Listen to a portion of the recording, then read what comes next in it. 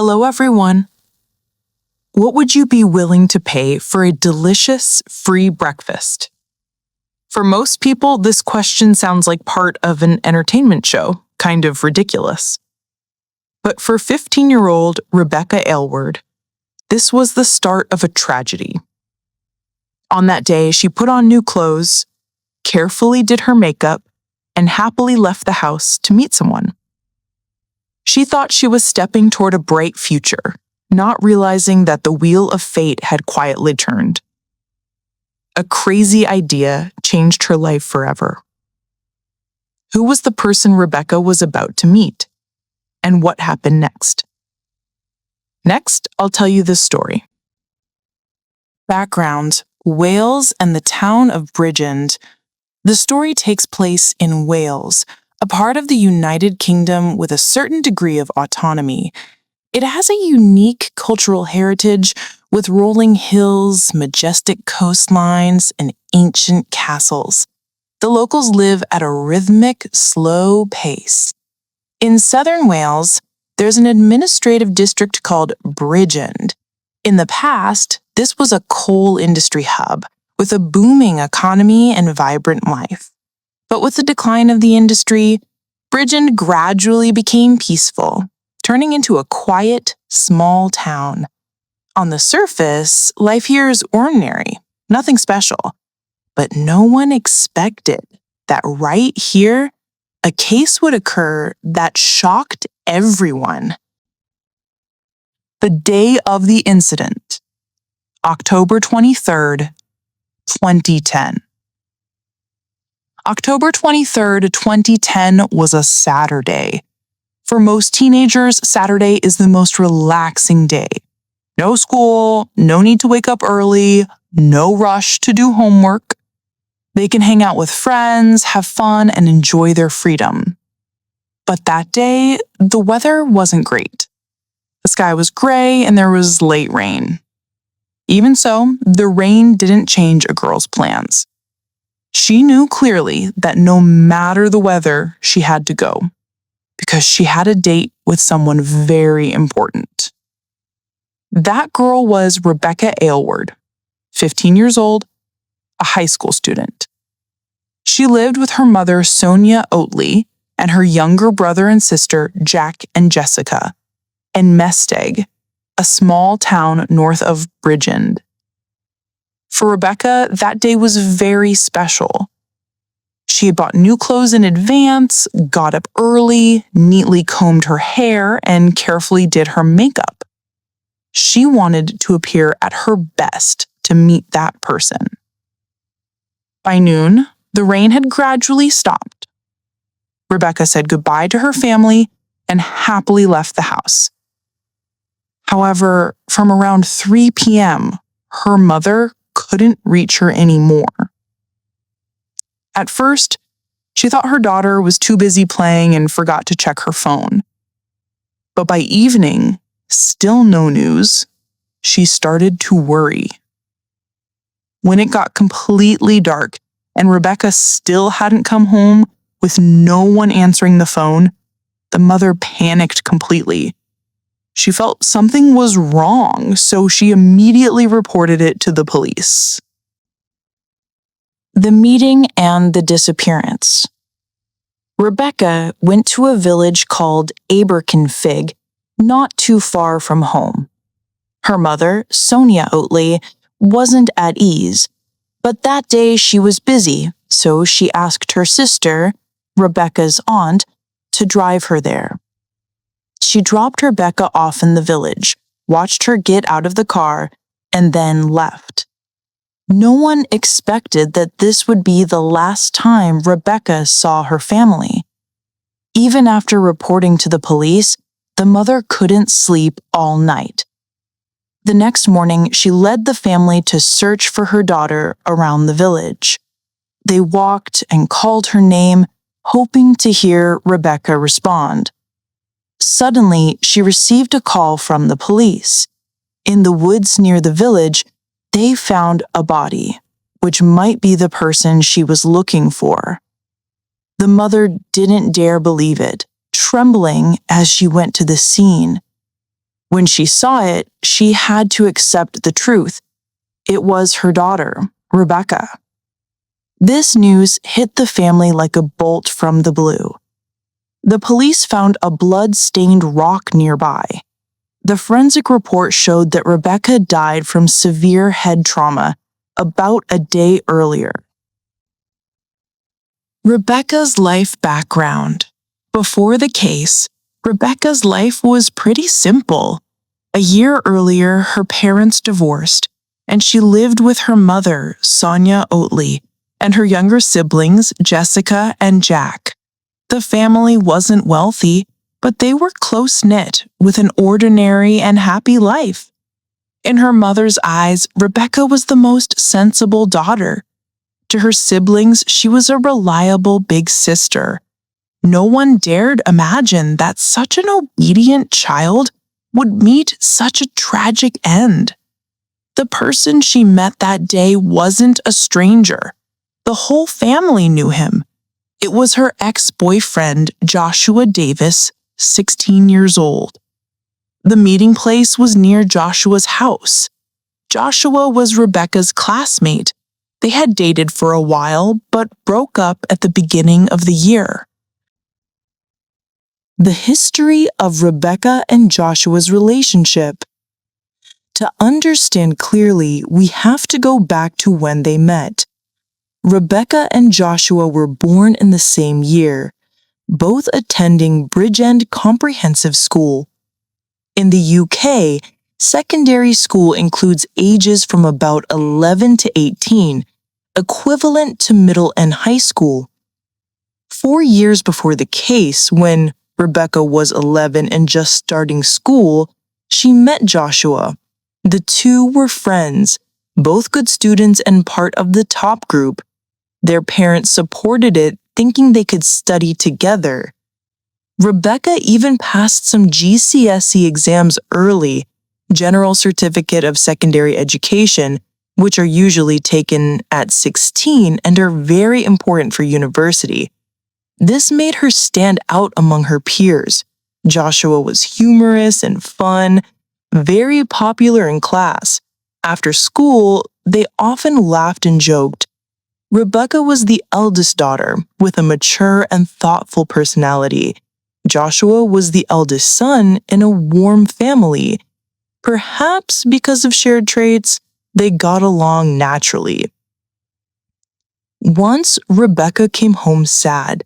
Her mother asked, and she said Joshua told her he was going to die. Rebecca was heartbroken, but actually Joshua wasn't sick. He made it up to gain sympathy. This trick worked, and Rebecca started caring more about him. Not long after, Joshua confessed and they started dating. Their relationship grew closer. Rebecca brought Joshua home for meals and to chat with the family. Rebecca's mother, Sonia Oatley, had a good impression of Joshua. He had a round face, blonde hair, and looked younger than his age. At first he was shy, but later he became talkative and was liked by the whole family. About a year before the case, they officially became a couple. Joshua often hung out with Rebecca, strolling in the park, playing with her siblings, sometimes sleeping over. He was polite, took care of everyone, and Rebecca's siblings especially liked him. Joshua's family also had 2 younger brothers around the same age, so the kids played happily. After Rebecca's parents divorced, she was sad, but dating Joshua improved her mood. Joshua once seriously told Rebecca's mother, "I'll protect Rebecca and not let her get hurt." The mother was touched and hoped her own son would grow up like that. The breakup and the change. Unexpectedly, Joshua initiated the breakup. Strangely, just before that, he had spent the weekend at Rebecca's house. The atmosphere was warm with no signs. He even said it was the most perfect weekend.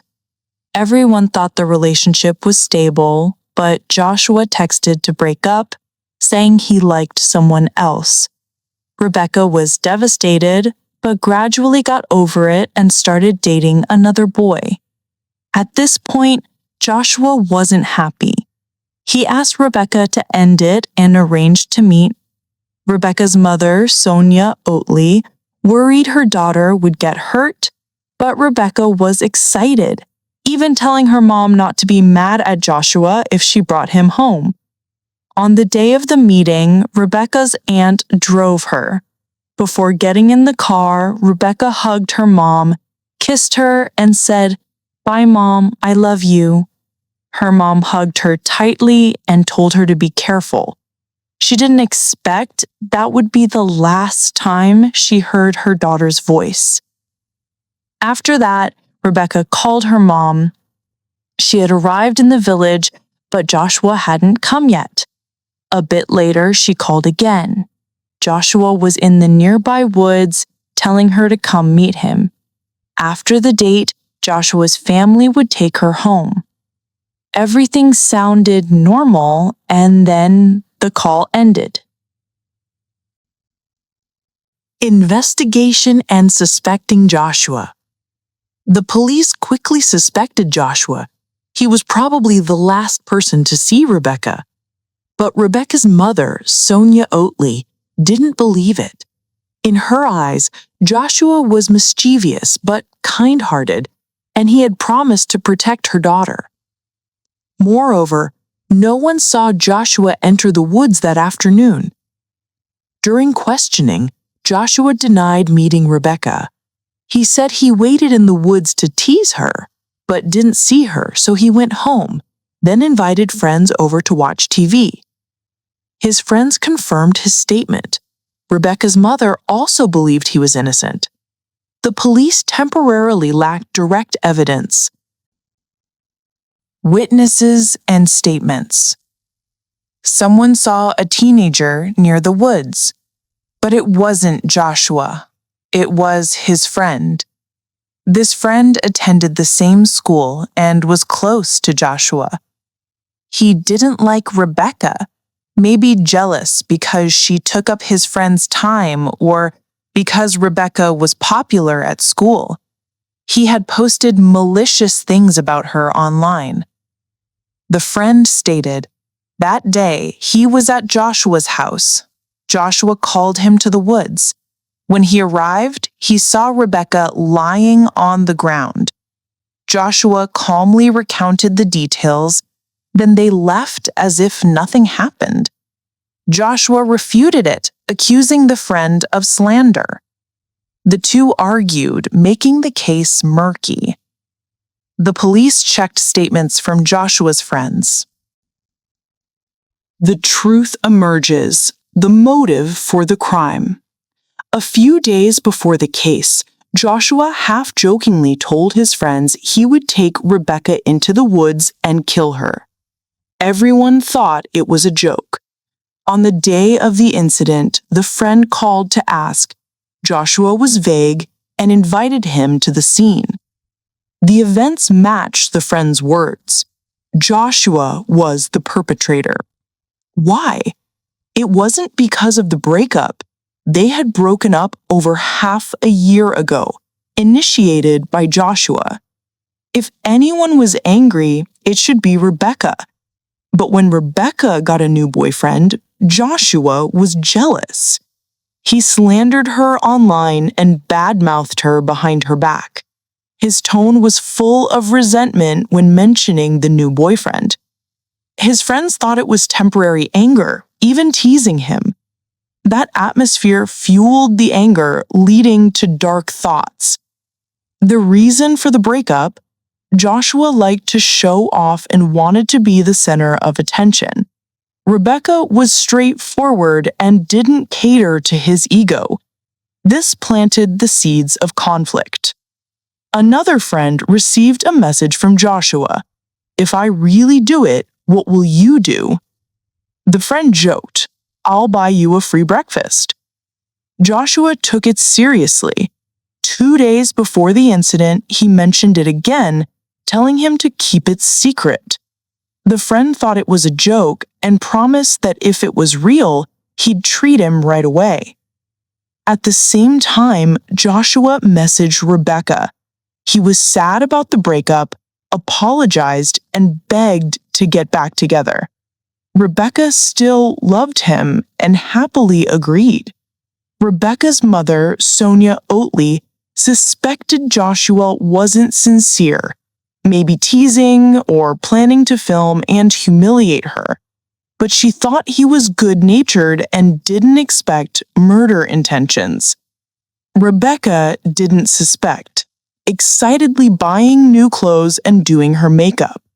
She thought she could make Joshua change, but Joshua had no intention of getting back. Rebecca's life was only worth a breakfast from a friend. After the incident, he posted a status. "I'm pretty happy today, and I even enjoyed a delicious breakfast." He wasn't remorseful, but smug. His friends knew, but didn't report it right away, which broke Rebecca's mother's heart. Additional evidence and prior suspicions. Joshua had joked about pranks, like creating dangerous situations to be a hero, or trying to poison Rebecca. The police found items at his house, proving the thoughts weren't jokes. Before the incident, Rebecca often had stomach pains and fainted, requiring hospitalization, but doctors couldn't find the cause. This happened after the breakup. Before that, she was healthy. Her mother suspected it was related to Joshua. Rebecca's best friend knew Joshua wasn't chivalrous, often read her diary secretly, edited it into vulgar words to spread and control her. But Rebecca was blindly in love. Rebecca dreamed of being a lawyer, reading legal books from a young age, and teachers praised her potential. But everything was shattered because of Joshua. Trial and sentence. Rebecca's mother, Sonia Oatley, was furious and wanted to sue Joshua and his friends. But they claimed they thought it was a joke and didn't know it was real. Only Joshua was prosecuted for murder. Under Welsh law, murder is the most serious crime with a life sentence. But the judge considers age and severity to set a minimum term. After that, the prisoner can apply for parole. Joshua was a minor, so he was considered. The case was at Swansea Crown Court. Rebecca's mother faced Joshua and saw his eyes like a demon's, no longer warm. Joshua showed no remorse, even smiled, and blamed his friend. But chat logs and friends' statements exposed him. After a month of trial, the court found Joshua guilty, sentencing him to life imprisonment with a minimum of 14 years before parole. Joshua collapsed, screaming he didn't expect to be convicted, but he still didn't admit fault. 8 years later, he finally confessed to a prison guard. After the case, consequences and legacy. Rebecca's mother, Sonia Oatley, was disappointed. Her daughter was gone forever, while the killer could be free after just 14 years, still young. The public was outraged, and the media criticized the sentence as shorter than the victim's lifespan, lacking respect for life. Joshua's friends weren't punished, and Rebecca's mother worried. They knew her address and feared revenge. She wrote a book, "Bye Mom, I Love You," a daughter's last words, a mother's search for justice, the shocking true story of the murder, to remember her daughter, the last words Rebecca said to her. But fate played a cruel joke. Rebecca's younger sister, Jessica Aylward, fell in love with Joshua's younger brother, named Jordan Davies. They met when the two families were close, had been together for at least 6 years, and had 2 children. Rebecca's mother strongly opposed it, fearing a repeat tragedy leading to big arguments. Jessica was determined and cut off contact with her mother. Joshua, in prison, learned of it and was dissatisfied, making threats. Rebecca's mother worried for Jessica. In 2025, Joshua completes 14 years and is eligible for parole. Rebecca's mother is campaigning, sending petitions to keep him imprisoned, believing he's still dangerous. The public supports it, signing petitions, arguing he should serve life. As of October 2025, there is no public information on whether Joshua Davies has been paroled or is still incarcerated, but the campaign against his release is ongoing. Teenage crime cases often spark debate. Can time change a person, or are some mistakes unforgivable?